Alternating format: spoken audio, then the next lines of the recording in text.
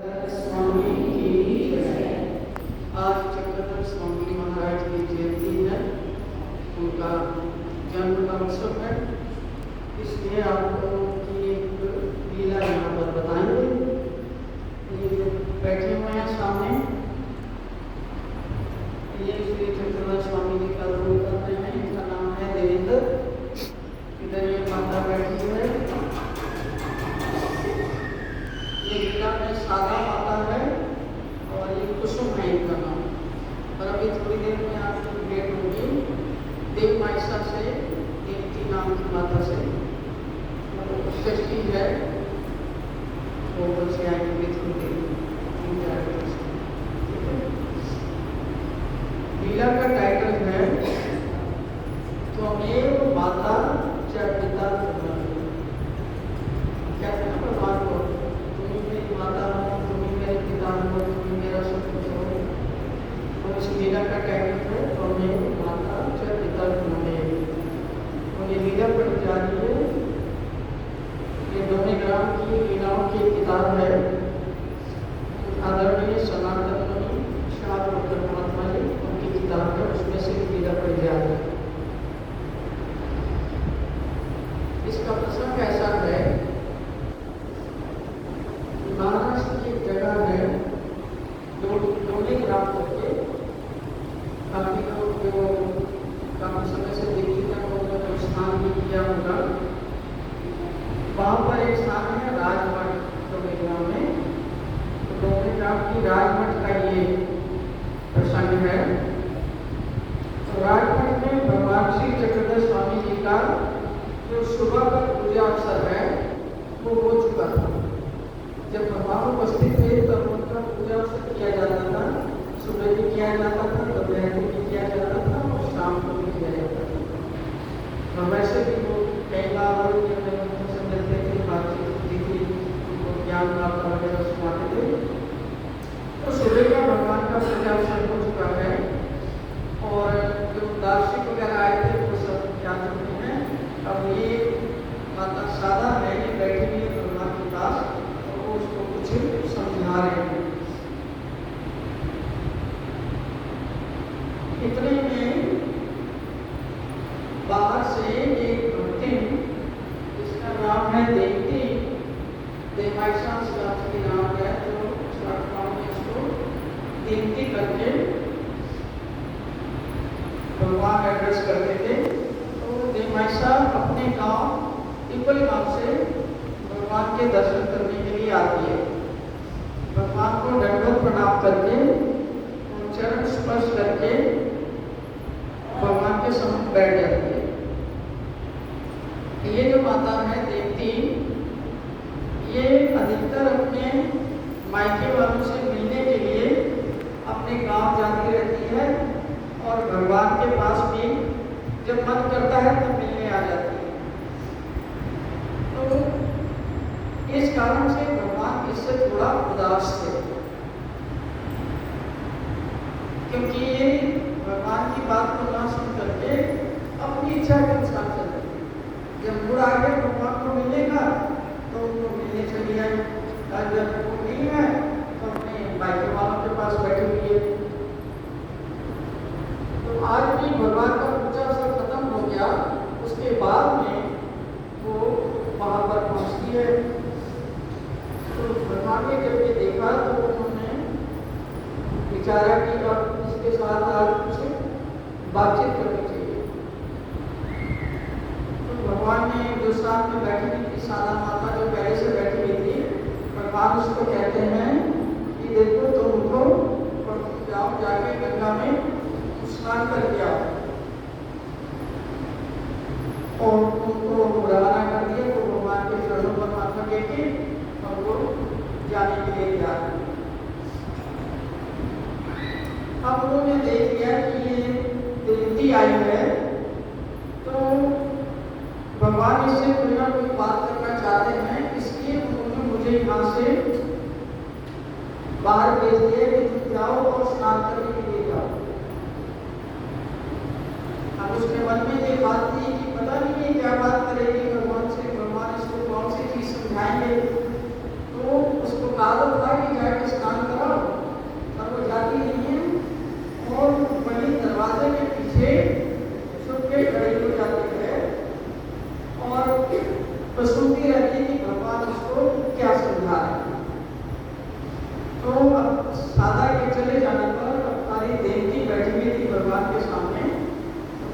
ने उसको पहली बात कही कि देवती, हम चाहते हैं कि तुम यहाँ से अपने गांव वापस चले जाओ।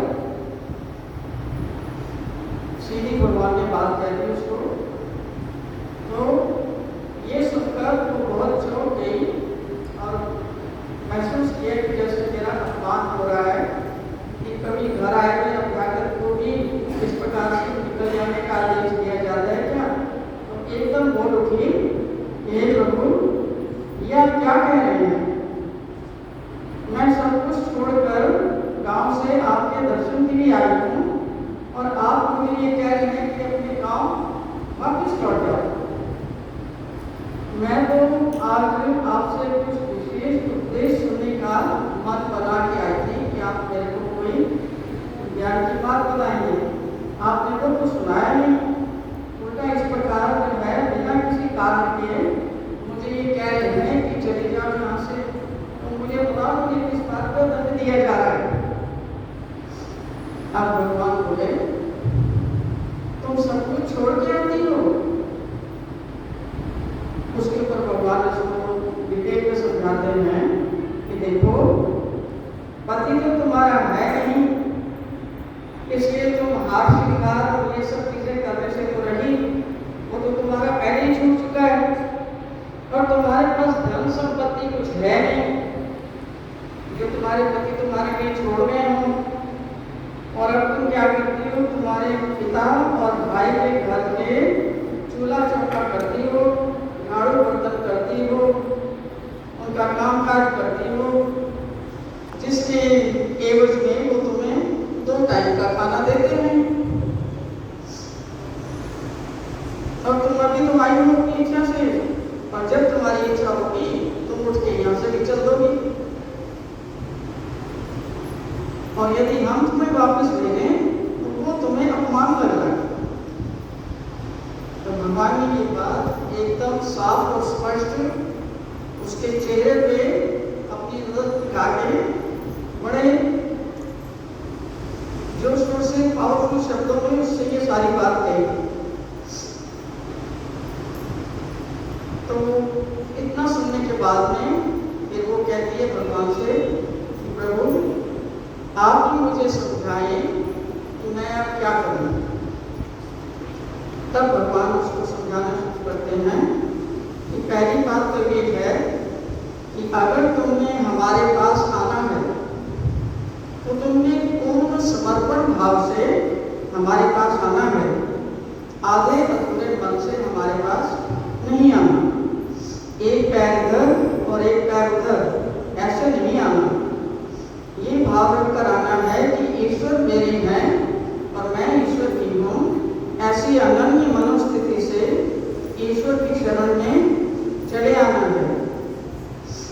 अपनी मन मर्जी से जब मन करे आ जाना और मन करे उठ के चले जाना, ऐसा आचरण बिल्कुल नहीं करना। देवती यहाँ पर आना है तो जैसे कोई असहाय व्यक्ति अपने आराध्य देव की शरण में सदा के लिए चला जाता है और फिर पीछे मुड़कर देखता नहीं, इस प्रकार से तुम्हें हमारी शरण में आना है। और तुमने ये कोड़ी का धर्म नहीं माना है। तो इसकी कोड़ी क्या होता है भगवान? मैं समझी नहीं। भगवान ने कहा, सुनो, एक बहुत धनी व्यापारी था। वो परिवार में बड़ा खुश रहता था, उसके घर वाले भी सारे खुश थे। और देवगति से उसको कोड़ निकल आता है उसके शरीर पर। और कोड़ निकल आने से उसके हाथों और पैरों की उंगलियां गलने लग जाती हैं और उसके शरीर की हालत बिगड़ने लगती है। उसके शरीर में से बदबू आने लगती है। और कुछ समय तक तो जो घर वाले थे उन्होंने उसकी सेवा की, बच्चों ने भी सेवा की और पत्नी ने भी की। फिर एक एक करके वो सब उससे दूर होते रहे, इसलिए कि इसको कोड़ लगा हुआ है, ये छूत की बीमारी है, ये ना हो कि ये कोड़ जो है हमें भी लग जाए। तो स्वार्थी होने के कारण उन सब ने उसकी सेवा जो है करनी एक प्रकार से बंद कर दी। और अब उसके साथ वो उसे भी गलत बातें करने लगे। उसको ये कहने से चले क्यों नहीं जाते, दुत्कारने लगे। और आखिर में तो यहाँ तक बात पहुँच गई कि वो कहने लगे कि तू मर क्यों नहीं जाता। जब ऐसी बातें उसने सुनी, वो सेठ था, धनी था, वो पहले खूब पैसे कमाता था, इशारे खाते थे, अब उसको बीमारी हो गई तो उसको इस प्रकार उसके साथ व्यवहार कर रहे हैं। ये देखकर सेठ ने मन बनाया कि अब मैं यहाँ से निकल ही जाऊँगा। तो एक दिन क्या होता है, उसने निर्णय कर लिया कि अब मैं इस घर में नहीं रहूँगा, और वो चुपचाप घर छोड़कर वो गांव के बाहर एक मंदिर था, दुर्गलेश्वर कोई देवता है, उसका मंदिर था, उस मंदिर में चला गया। वहां पर दोनों हाथ जोड़कर वो मूर्ति के आगे खड़ा हो गया और प्रार्थना करने लगा कि ये देव, आज से तू मेरा है और मैं तेरा हूँ, अब मैं तुम्हारी शरण में हूँ और तुम ही मेरी रक्षा करोगे। ऐसे उसने भाव व्यक्त किए। सब कुछ छोड़कर जब ये व्यक्ति ये सेठ की देवता की शरण में जाता है तो उसकी ये पुकार सुनकर जो उस प्रतिमा में स्थित जो देवता थी जिसका मंदिर था, उसने उसको अपने संरक्षण में ले लिया। उसके पास कुछ भी नहीं था, उसके पास कोई धन था, ना समर्पित ना कुछ पैसा था, ना कुछ और था, और सब तरफ से सताया हुआ था। तो उसका समर्पण पूरा था, मैं अब तुम्हारा हूँ, तुम्हारे दरवाजे को छोड़ के मैं कहीं नहीं जाऊँगा। तो तब देवता ने उसको अपने संरक्षण में लिया और उसका समर्पण देखकर देवता ने उसकी सहायता की। और नतीजा ये हुआ कि जितने भी गाँव वाले वहाँ आते थे, उन सब ने उसके भोजन और पानी का, दवा का, खाने का, पीने का, वस्त्र का, सब चीज़ की व्यवस्था लगा दी। कोई कुछ ले आता, कोई कुछ ले आता, उसका सारा जरूरत का सामान उस तक पहुँचने लगा और वो बड़ी शांति पूर्वक अपना जीवन वहाँ पर दुर्गलेश्वर के मंदिर में वो सेठ व्यतीत करने लगता है। अब इधर सेठ के जो सेठ वहाँ घर में ना होने से जो अड़ोसी पड़ोसी थे, उन्होंने उसके बारे में भला बुरा कहना शुरू किया कि देखो कितने कमीने लोग हैं, जब तक तो सेठ कमा रहा था तब तक तो उसके आगे पीछे घूमते थे, वो सारा कुछ उनको पालता था, पूछता था, सब कुछ करते थे, उसके दम पे आयश तो की। अब वो बेचारा बीमार हो गया, तो कितना नहीं कि उसकी सेवा करें, तो उसको वहाँ मंदिर पे पड़ा हुआ और कोई जाने ना। लोगों का तो आपको पता है कि लोग तो बातें करते हैं, जब देखते हैं तो लोगों ने बातें करनी शुरू की। अब इनको अपनी लोक लाज रखने के लिए कि लोग हमारे बारे में कोई बातें ना कहें, हमारी समाज की प्रतिष्ठा खराब ना हो, हमारी प्रतिमाएं भंग ना हो, अब वो सारे क्या करते हैं, पत्नी भी और बच्चे भी इकट्ठे होते, अब जाते हैं वहाँ दुर्गलेश्वर के मंदिर में, अब वहाँ जाके उससे प्रार्थना करते हैं। कोई कह रहा पापा जी चलो, कोई कह रही पतिदेव जी चलो। तो पतिदेव जी को भी अच्छे से पता है कि किसी आएंगे, तो मेरे से तो कुछ लेना देना है नहीं, ये तो अपनी लोक लाज को रखने के लिए कि गरीब मोहल्ले वाले के बारे में कोई बातें करते हैं, इसलिए आए हैं। तो पतिदेव क्या करते हैं, उनके संग जाने से उन्होंने साफ मना कर दिया और कह दिया कि मेरा आप लोगों से कोई संबंध नहीं है, मैं आपका नहीं हूँ और आप मेरे नहीं, मैं जिसका हूँ मैं उसके पास बैठा हूँ, मैं वही रहूँगा, मेरा जो कुछ भी करेगा यही करेगा जिसकी मैं शरण में आया। तो भगवान समझा रहे हैं देवाईशा को कि देवाईशा इस बात पर ध्यान दो कि शरणागति में आए हुए एक भक्त का एक सामान्य सा देवता भी कितना ख्याल रखता है, उसके खाने का, पीने का, दवा का, बीमारी का, सब चीज का उसने ध्यान रखा जीते जी। और जब वो शरीर छोड़ेगा तो वो देवता उसको अपना सुफल भी देगा, क्योंकि वो पूर्ण रूप से उसको समर्पित था। तो भगवान कहते हैं कि जीव को भी इस कोड़ी की तरह संसार का आश्रय छोड़कर परमेश्वर की शरण में आना चाहिए और फिर परमेश्वर की शरण में आकर इधर उधर नहीं भागना चाहिए। और जैसा कोड़ी ने अपना धर्म निभाया वैसे ही आपको भी अपना धर्म निभाना चाहिए। इसमें एक और प्रसंग भी आता है। भगवान श्री दत्तात्रेय जी के समय में ऐसे ही एक भक्त दुनिया से उदास होकर परेशान होकर भगवान के शरण में आया था। उसका थोड़ा रेफरेंस यहाँ दिया हुआ है। एक कृतवीर का पुत्र कार्तवीर्य था, वो भी दत्तात्रेय भगवान जी की शरण में पूर्ण रूप से समर्पित होकर गया था, अनन्य भाव से गया था और उसको भी देवगति से कोट निकला था। तो वो भगवान की सेवा करता था, भगवान की नीली जटाओं को वो सुगंध प्यारा अर्पण करता था। तो एक दिन वो सुगंध का जिसमें अगर दूध डाल के रखते हैं वो पात्र उसको मिला नहीं, तो उसमें अंगारे अपने हाथों पर ही ले गए। भगवान ने उसको कहा कि कठोर तपस्या क्यों कर रहे हो, क्या चाहिए? तो उसने बताया कि मैं राजा हूँ, लेकिन देवगति से मुझे कोट निकल आया था और मेरे को अब मैं राजा नहीं बन सकता, मैं आपकी शरण में आया हूँ कि मेरे इस कोट को दूर करें। तो दत्तात्रेय भगवान जी की शरण में गया था वो सिंहाद्री पर्वत पर। तो भगवान ने उसका फिर कोट दूर किया और उसकी भुजाओं में हाथी का बल दिया और उसको इतना बल दिया कि जैसे एक आदमी की एक भुजा नहीं 1000 भुजाएं। इसलिए उसका नाम भी जो है बदल के कार्तवीर्य की बजाय सहस्त्र अर्जुन पड़ गया कि जिस आदमी के सहस्त्र भुजाओं का बल हो। तो उसका भी रेफरेंस में इसलिए बताया गया कि वो भी अनन्य भाव से ईश्वर की शरण में गया था। जैसे ये व्यक्ति देवता की शरण में गया, इसको पता ही नहीं, ईश्वर का पता ही नहीं इसको कुछ। उसके जो गाँव के बाहर जो मंदिर था वो उसमें चला गया। तो भगवान कहते हैं कि जो अनन्य भाव से ईश्वर की शरण में जाता है, उसको पूरा समर्पित हो जाता है, यही भक्ति का लक्षण है। यही बताया कि भक्ति इसको कहते हैं कि संपूर्ण रूप से आप ईश्वर को समर्पित हो जाओ। और दिमाशा जो थी, भगवान जब ये बता रहे थे तो देवती बड़े गौर से भगवान की सब बात सुन रही थी।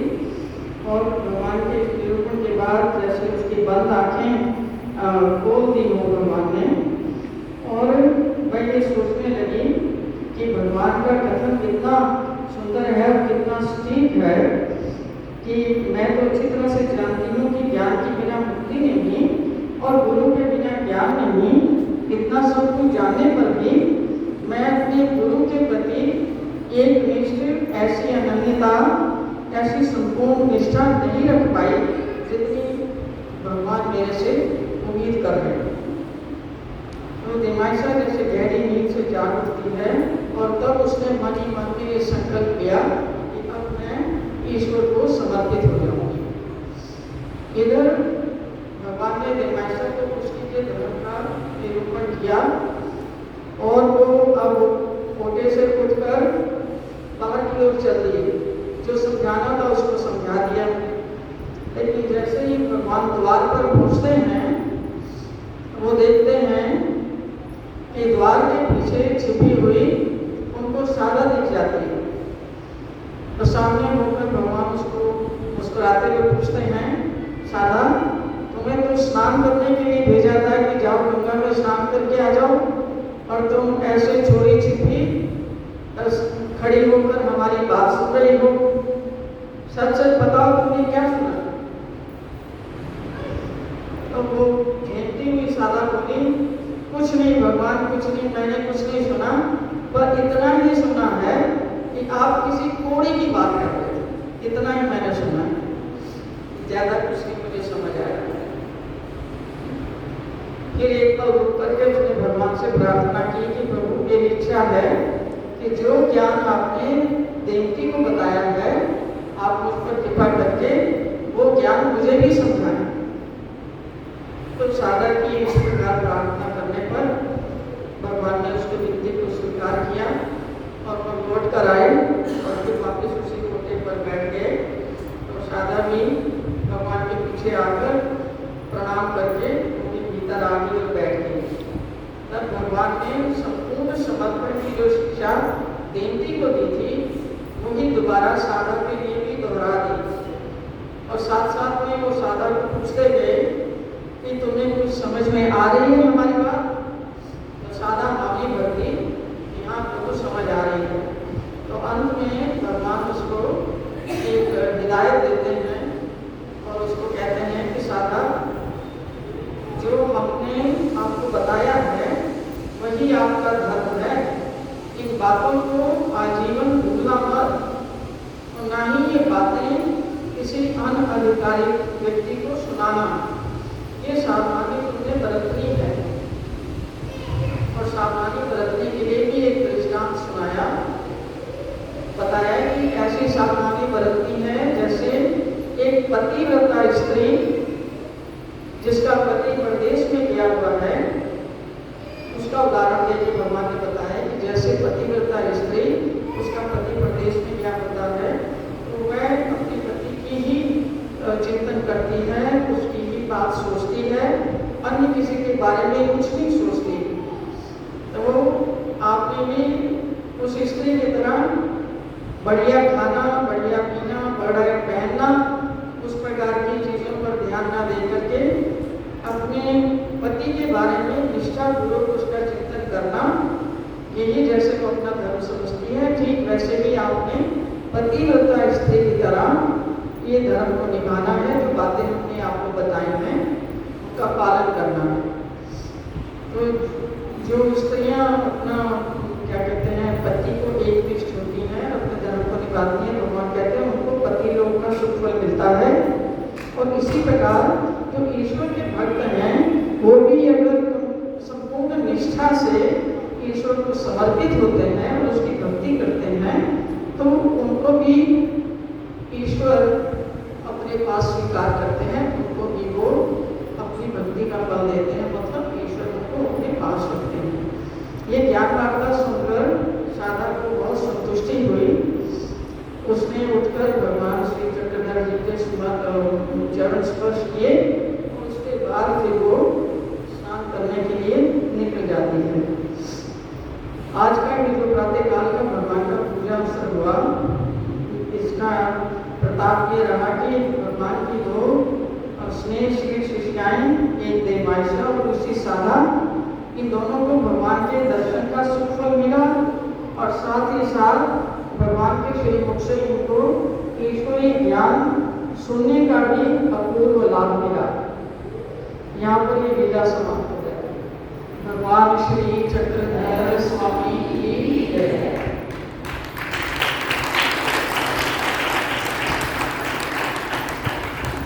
और इस लीला में से कुछ समझने वाली चीजें हैं, दो चार उनको समझाना देना। ये देवती को तो भगवान ने निमित्त किया है, जो उसको समझाने के लिए उन्होंने प्रयास किया है। हम सब की हालत भी देवती से अलग नहीं है। हम लोग क्या करते हैं, भगवान की भक्ति जैसे भगवान ने बताई है वैसे करते हैं। हम सब भी तो यही कर रहे हैं। जब मूड आता है चले आते हैं मंदिर में,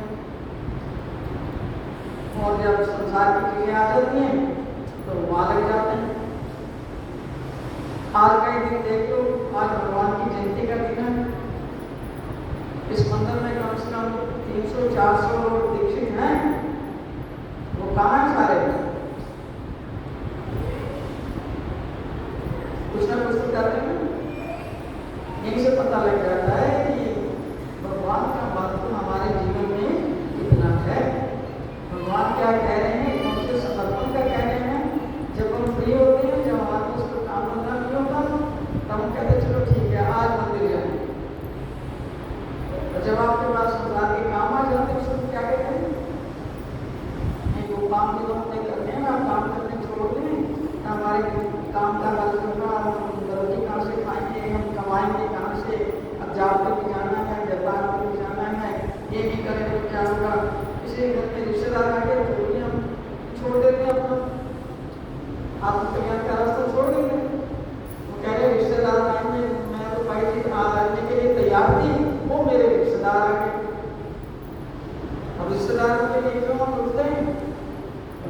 रिश्तेदारों को तुमने आओ बोले नहीं की, तो वो वही हाल करेंगे जो उसका किया है उन्होंने। ऐसे सेठ की जो सेठानी थी, बच्चे तुम कर रहे थे। जब सेठ कमाता था तब तो तुम उसका पैसा खूब खाते थे, और जब बेचारा काम करने लायक थे उसको निकाली हो गई, अब उसको तुमने घर से निकाल दिया। मरने तक तो कहा। हमारी हालत तुमसे अलग है क्या?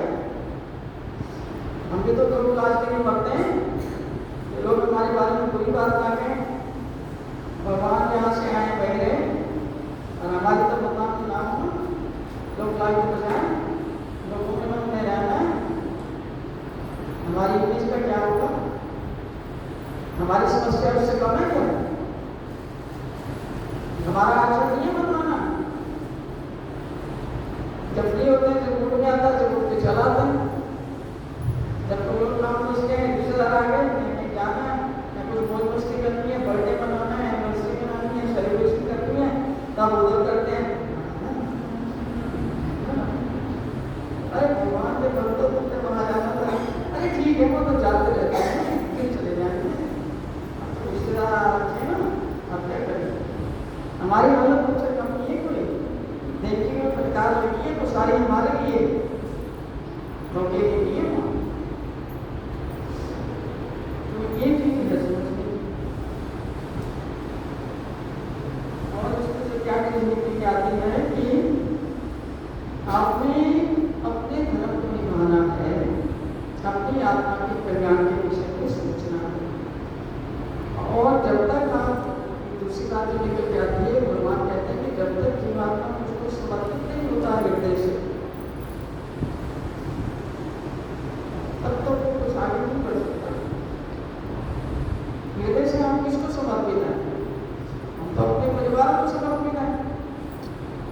पत्नी है तो पति को समर्पित है, पति है तो पत्नी को समर्पित है, दोनों है तो बच्चों को समर्पित है, और पता नहीं संसार को समर्पित है, रिश्तेदारों को समर्पित है, घर को समर्पित है, पता नहीं किस किस को समर्पित है। भगवान को समर्पित है क्या हम? हमारी दशा वैसे नहीं है। तो वो फटकार तो निकले खाली उसके लिए नहीं थी। फटकार किसके लिए थी?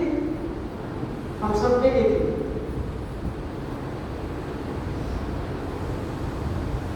भगवान को भी भक्ति पसंद है, उन्होंने कहा मुझे पूर्ण रूप से समर्पित जो है वो मैं स्वीकार करता हूँ। अगर तुम्हें हमारे यहाँ पर आना है तो तुम्हें आधे पूरे मन से नहीं आना। ईश्वर मेरा है, मैं ईश्वर की हूँ, ऐसे अनन्य मनुष्य से आपने हमारे शरण में आना है, और ये मन आना आचरण छोड़ना है। और ये जो समझ में आती है यहाँ कि जो प्रेम है, ये भक्ति का जो मार्ग है, ये अंदर का मार्ग है। प्रेम जो है ये भावना होती है, अंदर श्रद्धा होती है, निष्ठा होती है। तो क्या कह रहे हैं भगवान? बाहर की क्रियाएं तो आप करते ही हैं। बाहर की क्रियाएं हैं जैसे मंदिर में माथा टेका है, मंदिर में तो खाली हाथ नहीं जाना, कुछ खाली जाए, कुछ ना कुछ हाथ में लेके जाना है, फिर जाकर भगवान को प्रणाम करना है, बैठना है, कुछ सेवा हो जाए तो सेवा करनी है। यह बाहर का बात है।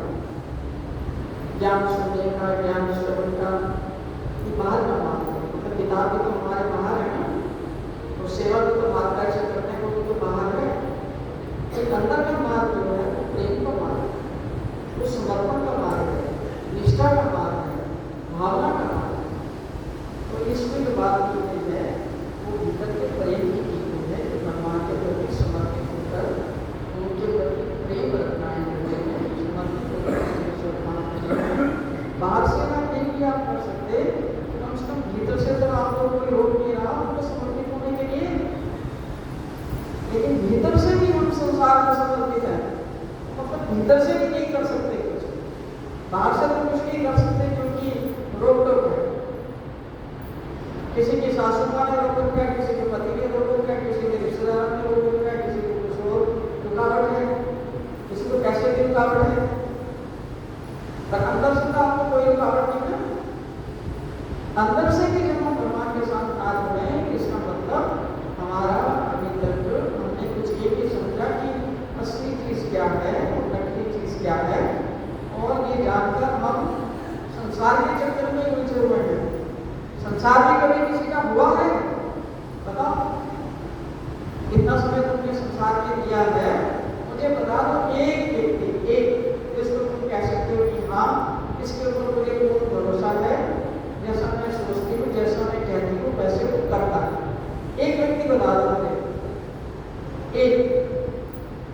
हमारे पति भी हैं, पुत्र भी हैं, पुत्रियां भी हैं, समाज भी है, बहन भी है, भाई भी है, माता भी है, पिता भी है।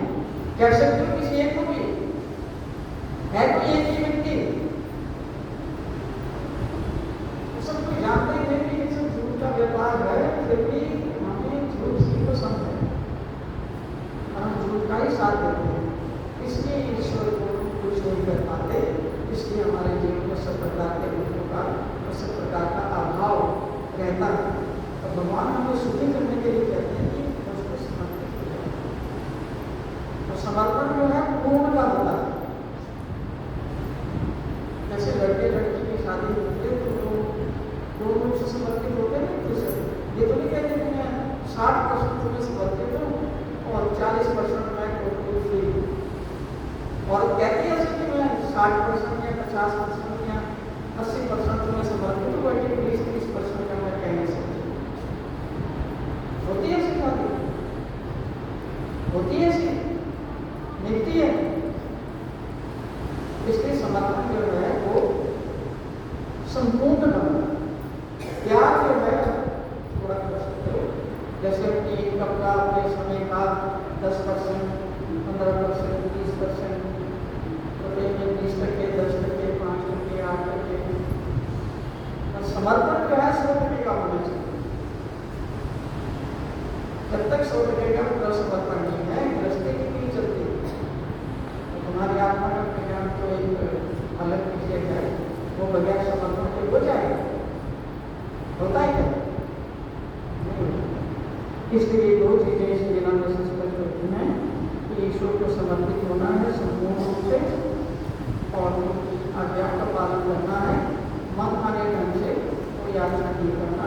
श्री कृष्ण भगवान ने गीता में बताया है 16वें अध्याय में, जो व्यक्ति मन माने ढंग से आचरण करता है उसको ना तो सुख मिलता है, न शांति मिलती है, न ही उसके किसी भी कार्य की सिद्धि मिलती है। तीनों चीजें उसके लिए मिलती है। जो भगवान के बताए हुए रास्ते पर चलता है उसके जीवन में सुख भी आता है, शांति भी आती है, और उसको सब चीज की प्राप्ति होती है। हमारा एक काम है भक्त बने और भगवान की बात को माने, जैसा वो बताते हैं उससे भगवान को कुछ प्राप्त होने वाला है नहीं? उनको कुछ प्राप्त होने वाला है? किसकी भी बता रहे हैं, हमारे बड़े की बता रहे हैं। आपके पास चॉइस है, उसकी बात मानो या फिर आपकी बात मानो। हम क्या करते हैं, हर किसी की बात मानते हैं। हमें शुरू से सिखाया गया, बचपन से बताया गया क्या बेटा ये दुनिया है, तो सुनना सबकी और करना अपने मन की करना, ये हमें सिखाया है। इसलिए कितना भी हम अभ्यास करते हैं, यही आके हमारी गाड़ी रुक जाती है। ये सारी दुनिया को हाँ जी जैसा कहे जी, हाँ जी मेरे को भी ऐसे कहते हैं, हाँ जी भाई जी, हाँ जी भाई जी। और मैं मैंने जरूरत भाई, और उन्होंने वही करना जो उन्होंने अपने प्रोग्राम में ठाना। गुरु के साथ यही करते हैं, भगवान के साथ यही करते हैं, सबके साथ यही करते हैं। इसलिए हमारा कुछ बनता नहीं। इसलिए ये जो लीला चुनी गई है सबके सुधार के लिए चुनी गई है कि जब तक हम अपनी मनमाने आचरण को छोड़कर भगवान की बात मानने को तैयार नहीं है, हमारा बनने वाला नहीं है।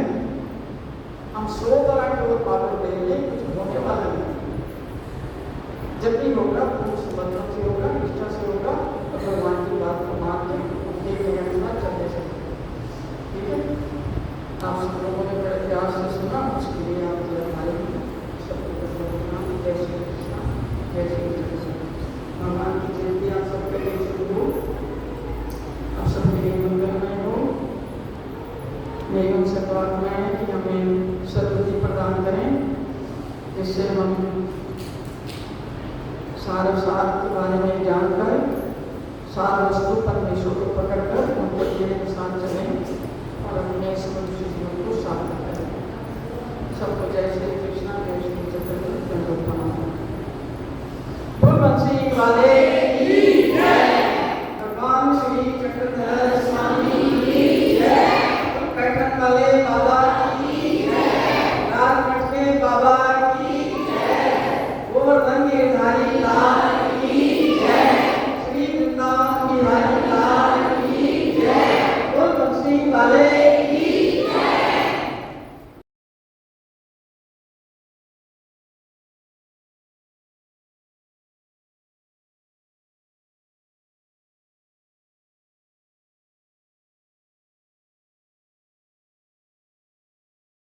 सर्वज्ञ श्री चक्रधर स्वामी की जय। श्रीमद् ब्रह्म विद्या शास्त्र की जय। पूर्वार्थ लीला नंबर 647। मार्ग में इंद्र भट्ट के भय को दूर करना। मार्ग में चलते हुए जब भगवान बिंजुगा नदी के मध्य में पहुंचे तो उन्होंने इंद्र भट्ट के कंधे पर एक हाथ रखकर और दूसरे हाथ की उंगली को उनकी नाभि पर रखकर कहा, भोज्या, यह स्थान बहुत भयानक है। यहाँ तो आदमी का पता ही नहीं चलता कि वह कहाँ चला गया। इस पर इंद्र भट्ट ने कहा, भगवान, यहाँ तो आदमी को दिन में ही मार दिया जाता है। कृपालु भगवान ने उन्हें धैर्य दिलाते हुए कहा, इंद्र भट्ट, तुम डरो मत, चुपचाप हमारे साथ चलते रहो। इसके बाद वह थोड़ा सा आगे चले तो चंद्रमा अस्त हो गया। इंद्र भट्ट भयभीत होने लगे, उनका शरीर थर थर कांपने लगा। इसके उपरांत वह आपे गांव के पहले मोड़ पर पहुंच गए। तब स्वामी चक्रधर ने उन्हें कहा, इंद्र भट्ट, तुम भयभीत मत हो। लीला का हेतु।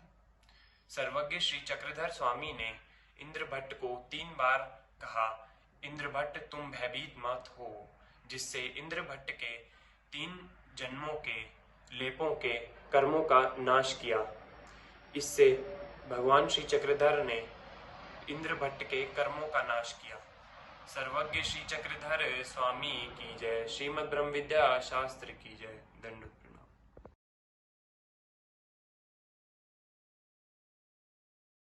श्री कृष्ण भगवान की जय। गुरुबाई जी को दंडवत प्रणाम। दूर स्थित माता का दृष्टांत। उद्देश्य इस दृष्टांत द्वारा यह ज्ञान देना है कि ईश्वर अवतार अपने अतुल भक्तों को दान देते हैं, उनकी लौकिक तथा पारलौकिक आवश्यकताओं को पूरा करते हैं, चाहे वह भक्त उनके नज़दीक हो या फिर उनसे दूर। भगवान श्री चक्रधर जी ने बताया। लीला संबंध। भगवान श्री चक्रधर जी का निवास सिंगनापुर में घटे हरिभट्ट जी के यहाँ पर था। चांगदेव भिक्षा मांगकर खाया करते थे और भगवान से अलग एक मंदिर में रहते थे। एक दिन झोली दृष्टिपूत करवाने के लिए उन्हें भगवान नजर नहीं आए। उन्होंने अपनी भिक्षा की झोली को लाठी के सहारे टांग दिया और स्वयं स्थित ननद में निमग्न हो गए। स्थिति के कारण वह रात भर मंदिर के खंभों के चारों ओर चक्कर काटते रहे। प्रातःकाल भगवान मंदिर में आए और चांगदेव को देखकर बोले, क्या तुम खंभों के साथ खेल रहे हो? चांगदेव ने भगवान को देख अपनी स्थिति भंग की और भगवान को दंडवत प्रणाम आदि कर आसन पर बिठाया। भगवान ने पूछा, वाटिका, क्या तुमने रात को भोजन किया? उन्होंने उत्तर दिया, नहीं भगवान, मैं आपसे अपनी भिक्षा की झोली को दृष्टिपूत ना करवा सका, इसलिए नहीं किया। भगवान ने उनकी झोली को दृष्टिपूत किया और उन्हें भोजन की आज्ञा दी। तदनंतर भगवान ने दूर स्थित माता का दृष्टांत सुनाया। दृष्टांत। एक माता अपने बच्चे को सोता छोड़ काम पर चली जाती है। जब बच्चे को भूख लगती है तो माता के आंचल में दूध निकल आता है, जिससे माता को पता चल जाता है कि अब उसका बच्चा भूखा है और वह घर आकर उसे दूध पिलाती है। उपदेश। ठीक उसी प्रकार ईश्वर अवतार भी अपने भक्तों पर नज़र रखते हैं, चाहे वह भक्त उनके नज़दीक हो या फिर उनसे दूर, उनकी इच्छाओं की स्वयं पूर्ति करते हैं। आचरण। साधक को ईश्वर अवतार से प्रेम करना चाहिए, उन्हें प्रेम पूर्वक भजना चाहिए, उन्हीं के आश्रय में रहना चाहिए और भगवान की प्राप्ति की इच्छा सदैव रखनी चाहिए। श्री कृष्ण भगवान की जय।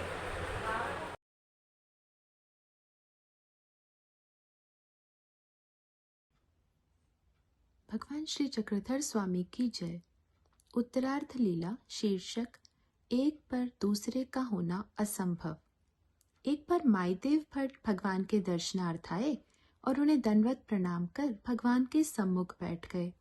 उन्होंने कहा, भगवान, आपके दर्शनार्थ जो कोई भी आता है उसे कुछ न कुछ लाभ प्राप्त होता है, परंतु मुझे कोई लाभ अभी तक प्राप्त नहीं हुआ, तो मुझे भी होना चाहिए। भगवान ने कहा, जो कुछ तुम्हें पहले से आता है उसे भूल जाओ, तभी तुम्हें हमसे कोई लाभ प्राप्त हो सकता है। माईदेव भट्ट बोले, भगवान, ऐसा कैसे संभव है? इस बात का क्या तात्पर्य है? भगवान ने कहा, जिस प्रकार एक स्थान पर कोई व्यक्ति बैठा हो तो उसी स्थान पर कोई दूसरा व्यक्ति नहीं बैठ सकता जब तक पहला व्यक्ति उस स्थान को खाली न कर दे, इसी प्रकार जो कुछ भी तुम्हें पहले से आता है, जब तक तुम उसे भूलोगे नहीं, त्याग नहीं दोगे, तब तक हमारे उपदेश या ज्ञान के विषय में तुमको कुछ नहीं समझ में आएगा, तुम्हें कोई लाभ प्राप्त नहीं होगा। लीला का हेतु।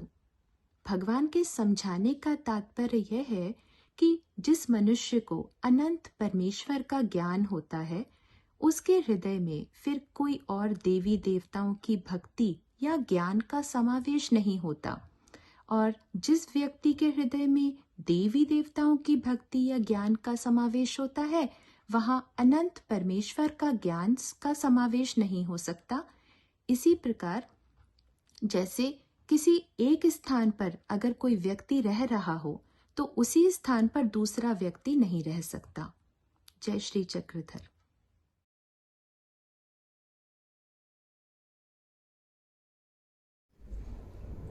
गुरुबाई जी को जय श्री चक्रधर दंडवत प्रणाम। सभी भक्तों को जय श्री चक्रधर दंडवत प्रणाम।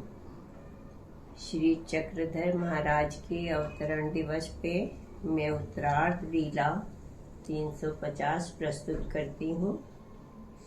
हरि नाइक के प्रश्न उद्धरण गुण निरूपण, गोस्वामी आसी गणपति मणि अवस्थान। एक वेण माइत्या हरि नाइकी पूछले, जी परमेश्वर जीवाते उद्धरिती ते कवणे गुणे, सर्वज्ञ मणि तले दया मया कृपा करुणा, हे ईश्वरीची आत अन्यत्र आते ईश्वरीची आत, ईश्वरी आते अन्यत्र नाही, ईश्वरी चेते सकल ही नित्य। यावरी हरि नाइकी पूछले, जी निरपेक्ष परमेश्वर जीवाते कापा उद्धरिती, सर्वज्ञ मणि तले परमेश्वर जीवा नित्य बंधु म्हणून। यावरी हरि नाइकी पूछले, जी परमेश्वर जीवांते उद्धरण आरंभिले तयासी किती काल झाला, सर्वज्ञ मणि तले जीवेश्वरा स्वामी वृत्य संबंध हा अनादीचा। यावरी हरि नाइकी पूछले, जी अनादीच्या स्वामी वृत्तित्वाचे प्रस्तुत कार्य कैसे जी, सर्वज्ञ मणि तले जीवाच्या बंध मोक्षी परमेश्वर क्रीडती, देवा भक्ताच्या माता पित्याच्या भले। यावरी भट्टी पूछले, जी अनुसरल्याच्या माता पित्रा ते गोमटे होत असे जी, सर्वज्ञ मणि तले जेची देवाच्या माता पित्रा तेची भक्ताच्या। दंडवत प्रणाम।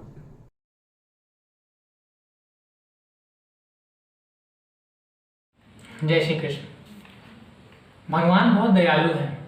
वे हम सब जीवों पर अपनी कृपा बरसाते रहते हैं। हम सब जीव इस संसार में सुखमय जीवन जी सकें, इसीलिए उन्होंने कुछ नियमों का निर्धारण किया है, जिनको अपने जीवन में उतारकर हम एक सुखमय एवं आनंददायक जीवन व्यतीत कर सकते हैं। वे नियम कुछ इस प्रकार हैं। पहला, हिंसा किसी भी प्रकार की मानसिक, वाचिक अथवा शारीरिक हिंसा नहीं करनी चाहिए। किसी को जानकर भी नहीं मारना चाहिए। दूसरा, चोरी किसी का भी सामान बिना पूछे उठाना या उसका इस्तेमाल करना भी एक तरह की चोरी ही है, अतः ऐसा नहीं करना चाहिए। तीसरा, मांस इत्यादि नहीं खाना चाहिए। जब भगवान ने हमें संसार में इतनी सारी वनस्पतियां दी हैं, तो फिर किसी को मारकर उनको खाने का क्या अर्थ? हिंसा का दोष भी तो लगता है, इसलिए मांस ये सब चीजें नहीं खानी चाहिए। चौथा, मद्यपान का सेवन नहीं करना चाहिए। नशीली चीज का सेवन करना सेहत के लिए भी हानिकारक है। जुआ, ताश आदि नहीं खेलने चाहिए। पर स्त्री गमन, पर पुरुष गमन अथवा ऐसी चीजें नहीं करनी चाहिए। हमें अपने चरित्र को जीवन में ऊंचा उठाना चाहिए। और आखिरी 7वां, परमेश्वर भक्ति ही सर्वश्रेष्ठ है, अतः हमें अनन्य भाव से परमेश्वर की ही भक्ति करनी चाहिए। अंत में मेरी आप सबसे प्रार्थना है कि आप इन सब वचनों को अपने जीवन में उतार कर लाभ प्राप्त करें। जय श्री कृष्ण, जय श्री चक्रधर।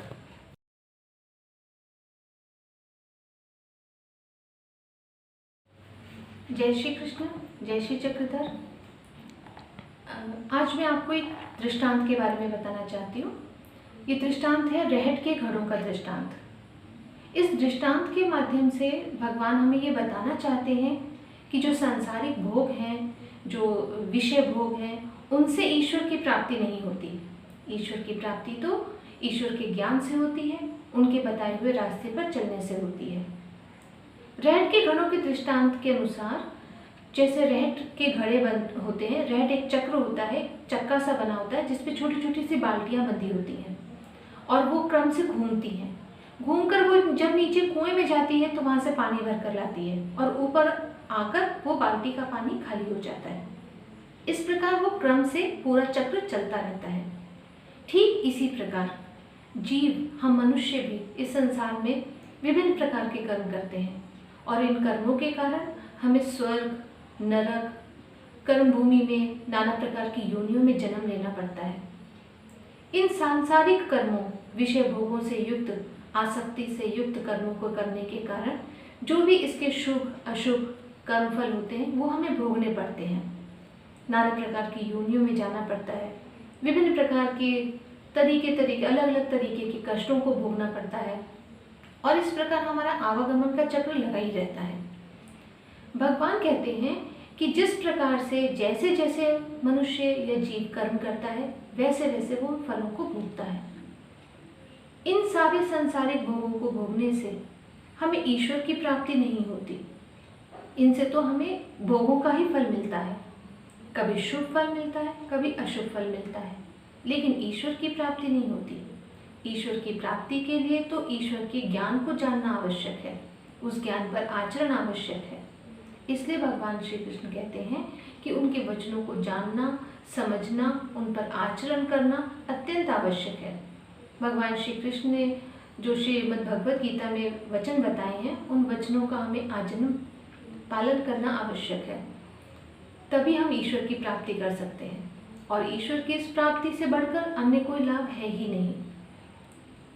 तो मेरी आप सबसे ये प्रार्थना है कि भगवान का श्रीमद् भगवत गीता, श्रीमद् ब्रह्म विद्या शास्त्र के वचनों का हम पालन करें, उनको पढ़ें, जानें, समझें, उन पर आचरण करें और अगर संदेह है या समझ नहीं आता अपने गुरुजनों के पास जाएं, उनसे पूछकर उन वचनों का संशय निवारण करें, मंदिर में सेवा कार्य करें। इस प्रकार के इन कर्मों को करके हम वचनों को जानकर उस पर चलकर उनको ईश्वर की प्राप्ति के मार्ग में आगे बढ़ सकते। जय श्री कृष्ण, जय श्री चक्रधर। धन्यवाद।